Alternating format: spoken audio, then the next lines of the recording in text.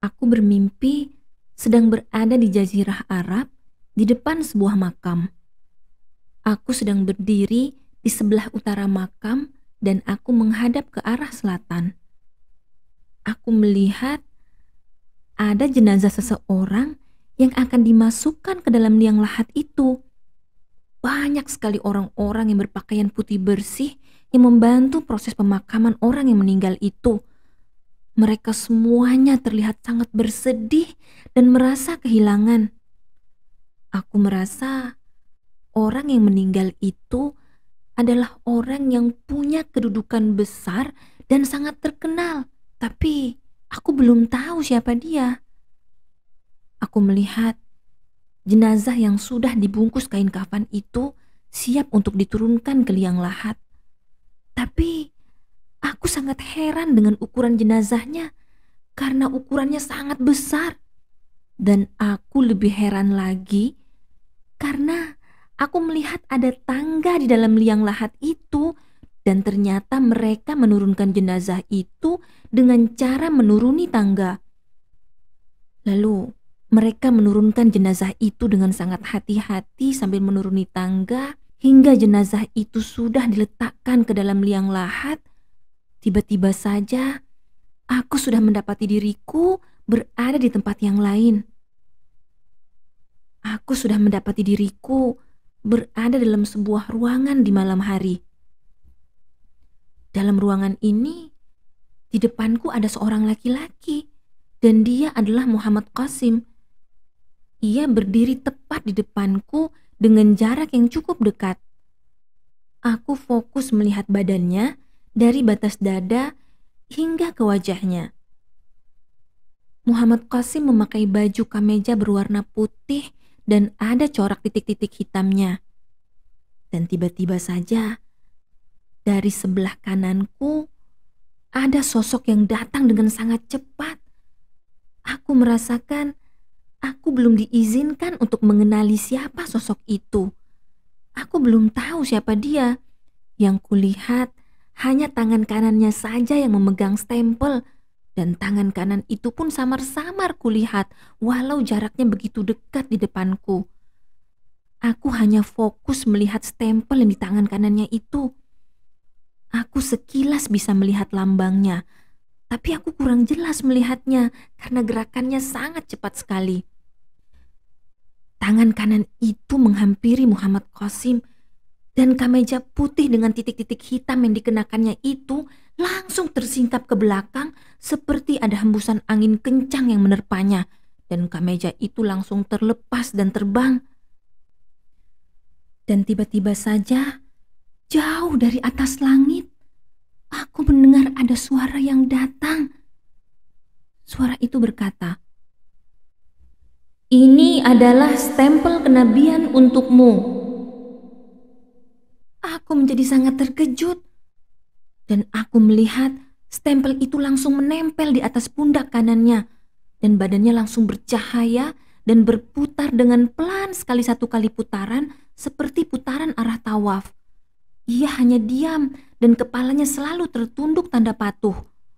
Dan saat posisi badannya kembali setelah putaran itu, aku menjadi sangat kaget karena ternyata Muhammad Qasim sudah berubah menjadi orang lain yang berbeda. Ia adalah laki-laki yang berbeda. Di hadapanku sudah ada seorang yang berwajah Arab. Usianya sekitar 40 tahun. Postur tubuhnya kuat, tegap, kekar dan berotot. Warna kulitnya coklat agak terang. Wajahnya ditumbuhi brewok dan jenggot. Dadanya berbulu. Dan pandangannya menyiratkan ketakwaan dan ketegasan. Aku melihat hasil stempel di pundak kanannya itu. Ternyata hasil stempel itu telah membentuk sebuah tanda lahir yang menempel di pundaknya. Bentuknya seperti tompel yang berwarna hitam dan ukurannya seperti ukuran jempol perempuan dewasa. Dan saat aku masih heran melihat pemuda Arab di hadapanku itu, lalu aku terbangun dari tidurku.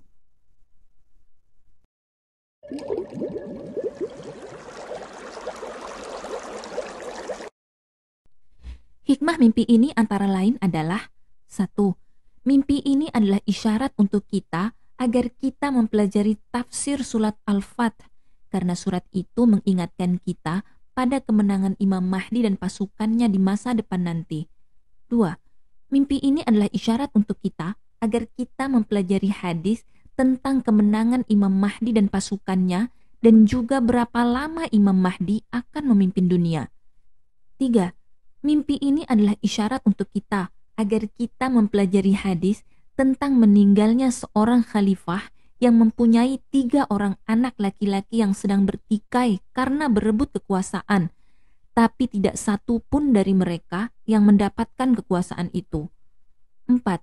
Mimpi ini adalah isyarat untuk kita agar kita mempelajari hadis yang menceritakan bahwa Imam Mahdi adalah keturunan Nabi Muhammad SAW melalui anak perempuan beliau yang bernama Fatimah. 5. Dalam mimpi ini, jenazah yang dibungkus dengan kain kafan putih itu berukuran sangat besar, dan itu adalah simbol bahwa yang meninggal itu adalah seorang khalifah. Warna putih adalah simbol sesuatu yang bersih dan baik. Tangga yang menuju ke liang kubur adalah simbol bahwa orang yang meninggal itu turun tahta atau tidak lagi memiliki kekuasaan untuk memerintah. 6.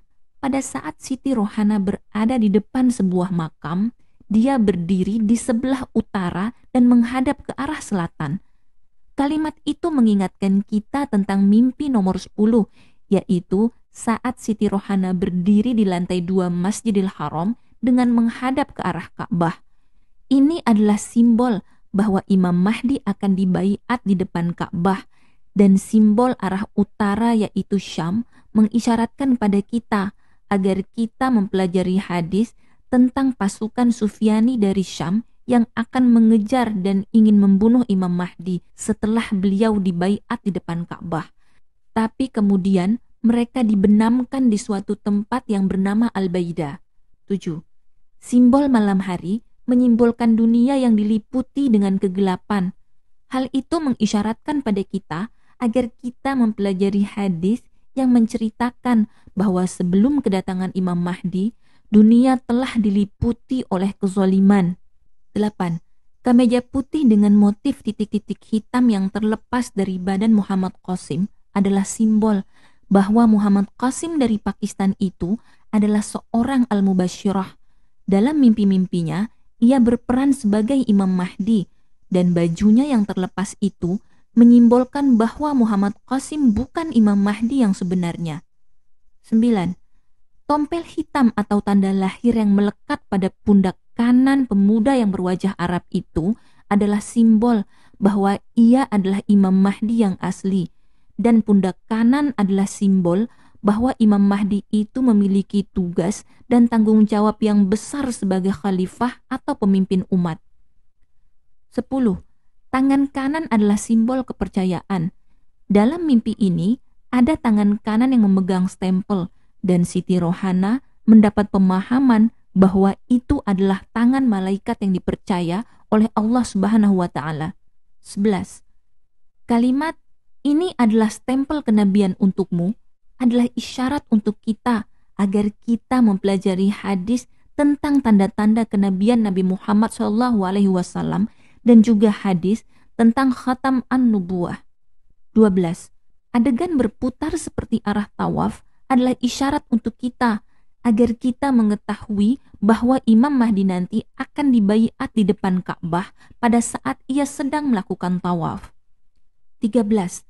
Dalam mimpi ini, Siti Rohana juga mendengar suara yang ia rasakan itu adalah suara Allah yang datang dari tempat yang sangat tinggi dari atas langit, yaitu suara yang juga pernah datang dalam mimpinya yang sebelumnya, yaitu mimpi nomor 3 yang berjudul Tugasku sebagai Petugas Mimpi.